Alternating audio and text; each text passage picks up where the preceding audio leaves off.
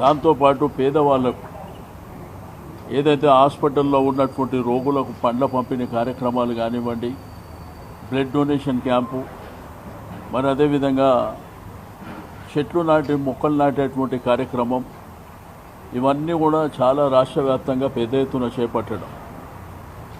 ఇక్కడ రేపు ఉదయం 10 గంటల నుంచే చాలా కార్యక్రమాలు, ఒకవైపున డప్పు నృత్యాలు కానివ్వండి, లంబాడా డ్యాన్సులు కానివ్వండి, మరి కార్యకర్తల చాలా బ్రహ్మాండంగా కార్యకర్తలు కూడా కార్యక్రమాలు నిర్వహిస్తూ ఉన్నారు.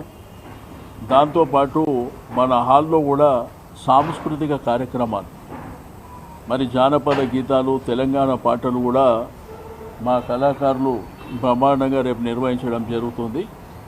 కాబట్టి అందరూ కూడా వారి వారి నియోజకవర్గాల్లో వారి వారి డివిజన్లలో కార్యక్రమాలు నిర్వహించుకొని అందరూ కూడా పెద్ద ఎత్తున భవన్కు రావాల్సినటువంటి అవసరం ఉన్నది. అందరూ కూడా ఆహ్వానం చెప్తా ఉన్నాం. దాంతోపాటు మీడియా మిత్రులు, పాత్రికేయ మిత్రులు కూడా ఆహ్వానం తెలియజేస్తూ ఉన్నాం. ఎందుకంటే మా నాయకుని పుట్టినరోజు జరుపుకోవడం అనేది ఒక పండుగ వాతావరణంలో మా అందరి అదృష్టం.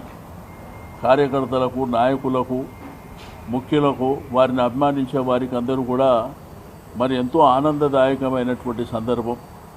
గ్రామీణ ప్రాంతంలో రైతాంగం ఇప్పటికే 3-4 రోజుల నుంచి బ్రహ్మాండంగా వారి పుట్టినరోజు వేడుకల్ని నిర్వహిస్తూ ఉన్నారు.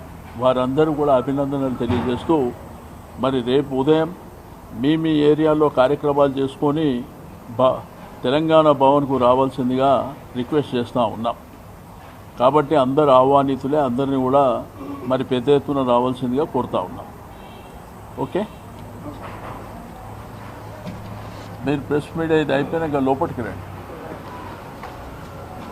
ఆనంద్ అయినటువంటి కేసీఆర్ గారి పుట్టినరోజు రేపు ఉదయం 10 గంటలకు తెలంగాణ భవన్లో